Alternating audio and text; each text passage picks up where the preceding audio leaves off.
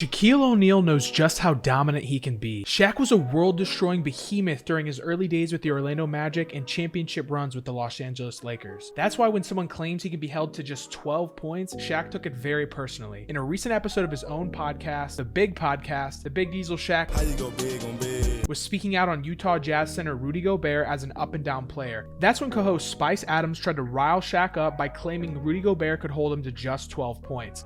Look, he's up and down player. I think Rudy Gobert can hold you to like 12 points. 12 points, yeah, in the first 3 minutes. in the first, let me tell you something, man. Shaq then went on to go onto the specifics for just how he turned Rudy Gobert into barbecued chicken.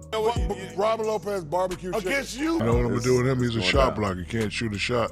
You gotta back his little skinny ass up under the rim, and then show him the bow so he gets scared. Wole, and then just go up. Wait, right in his face. what was that? Yeah. Wole, creme brulee, French fries.